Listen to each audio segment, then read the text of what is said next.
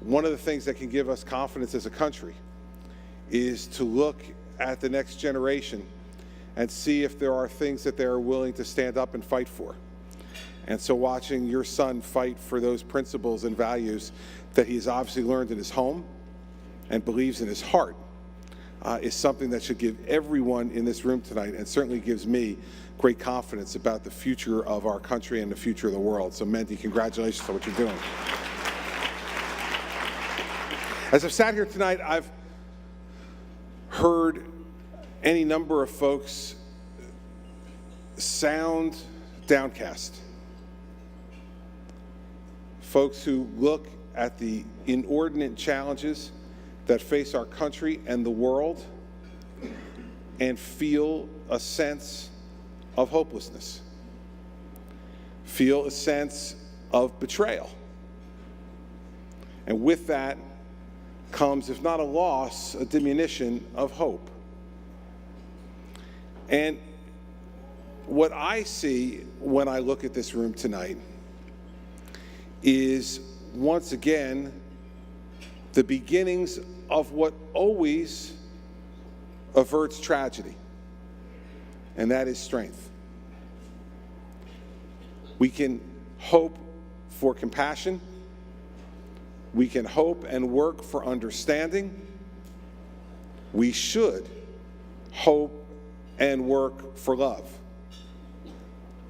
But before any of those things can be possible, we must meet tragedy with strength. We must meet evil with strength. We must meet those who believe that the world should be their dark place with strength. All throughout history, not just the history of this country, but all throughout the history of the world, it has been clear, direct, honest, unadulterated strength, which those who are evil respond to. And so we look at the world that faces us today. And I think for most of us in this room, it is almost unbelievable that we find ourselves as the American people in the situation that we're in.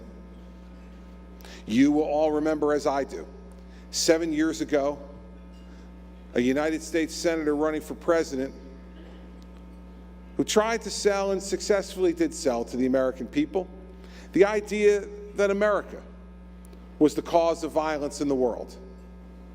That if America pulled back from Iraq, that if America pulled back from Afghanistan, that if America traveled the world and gave nice speeches and professed love to everyone, that America would be loved and that the world would be a more peaceful place. Hope and change. Strength must come first. And this president has shown now what the lack of American leadership and American strength can do to the world. A president who now sees a Middle East on fire, Libya on fire, Egypt under martial law, and a runaway situation in more countries than we can count on two hands. And what he needs is to be strong to stand up and to say to those who cause this violence in the world that America will not stand for it. Instead, he draws red lines in Syria, and then when Assad uses chemical weapons on his people, he says, never mind, and allows other bad actors in the world to fill that vacuum.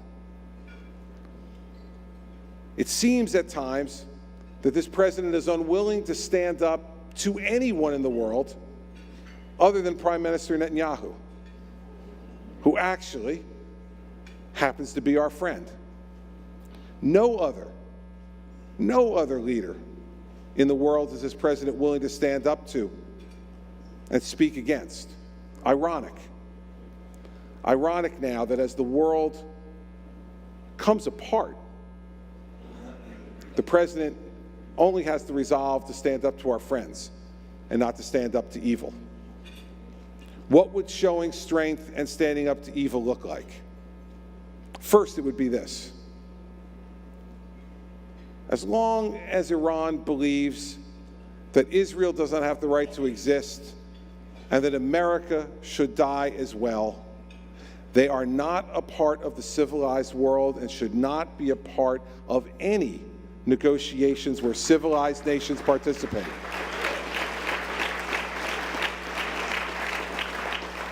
Imagine that we have the greatest sponsor of state terrorism in the world, who we are not only permitting, but we're inviting to join the nuclear club.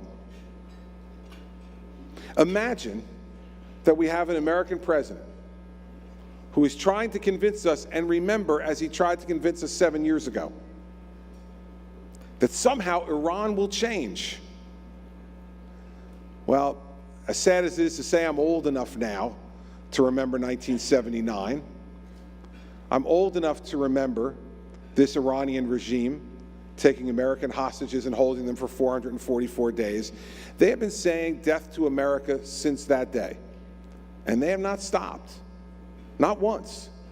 I see no indication of an Iranian change of behavior. I see no glimmer of light. And yet, this president wants to create that glimmer to fool us. To fool us and to fool the world. It's not there. The glimmer of light is not there, and the president is, as he did 7 years ago, fooling us again. So what should we do? We should make it very clear. I saw a political cartoon in the New York Post about 6 weeks ago. It had our president sitting across the table from the Ayatollah. And the Ayatollah was screaming, "Death to America." And the president said in response, "If that's a deal breaker for you, let's talk about it." Funny if it wasn't true. Funny if it wasn't true. How can we sit and negotiate the future of the Iranians' weaponry without Israel and their neighbors at the table to negotiate those things as well, the people who will be most directly affected? How can we permit this type of thing to go on? It's because, quite frankly, evil is not being met with strength.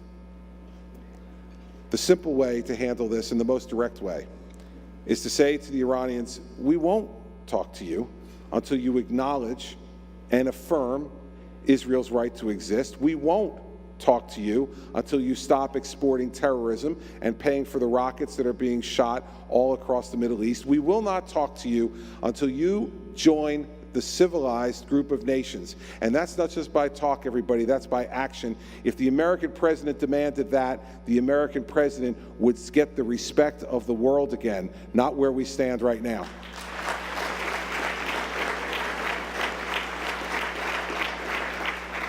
And we cannot permit anyone in this world to use this moment of American weakness to make matters even worse. So for those who sit in the United Nations and say somehow that they are going to attempt to impose upon the world a Palestinian state and to threaten Israel with sanctions if they do not agree, America should stand up and use its veto to say absolutely not.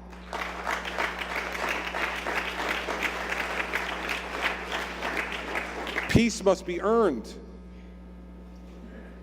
Being welcomed into the world of civilized nations must be earned by conduct,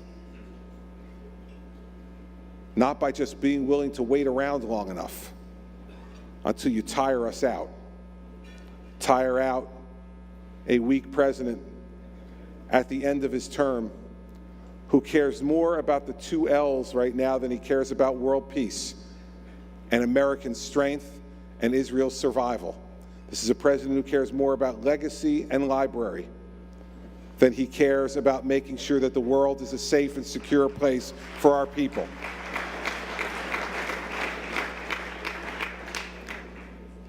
Now, I've been accused many times of being too direct and too blunt,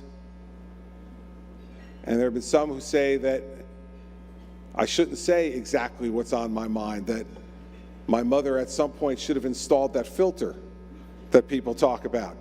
They don't understand. I'm from New Jersey. We don't have them there.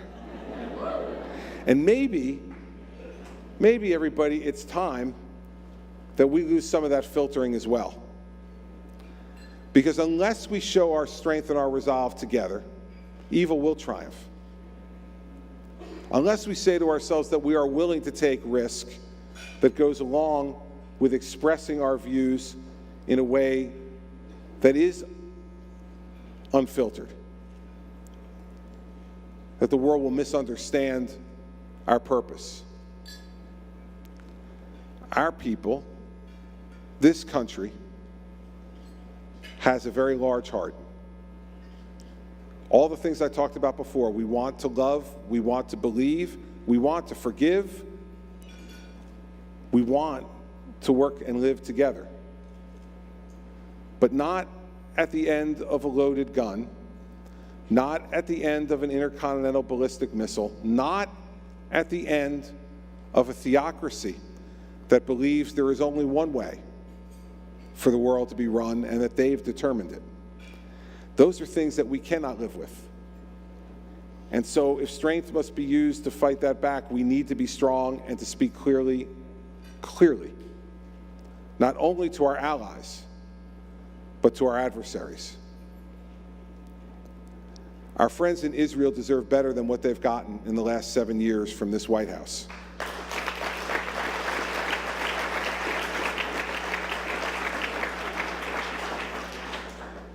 But it will only change if we decide to stop making excuses, stop rationalizing, stop waiting for a better day to come and start to force it to come.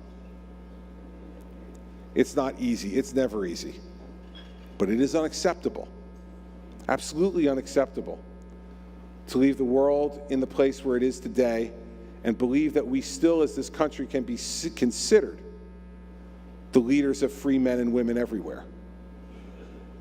If we cannot stand up to what is so obvious in front of us, then we are willingly ceding leadership of the world. And when that vacuum is created, it will not be filled by anything other than bad people who want to conquer and dominate.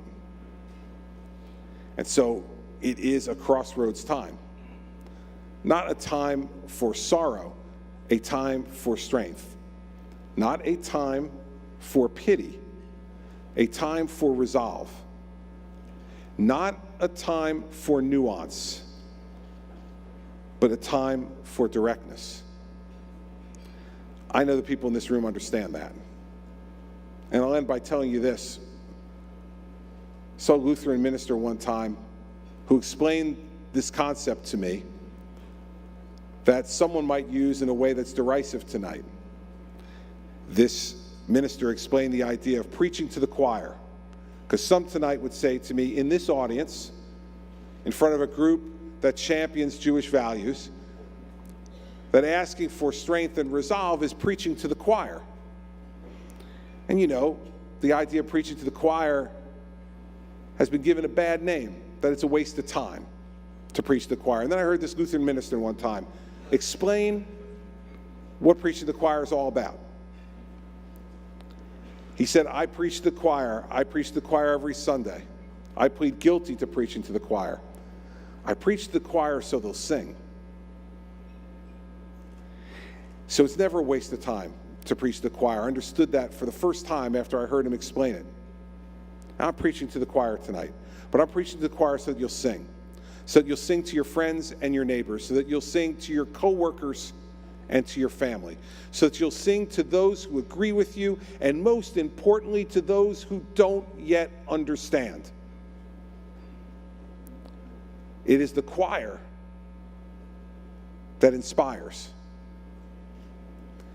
And it is the obligation, in my view, with all respect, of everyone in this room, to not just take your membership in the choir as something that you've earned through past conduct. It's something you need to earn every day. And we need to stand up together, to stand up to tyranny and to evil in this world, and to force our country to once again lead the free world in a way that will inspire others to acts of courage and freedom as well. Thank you all very much.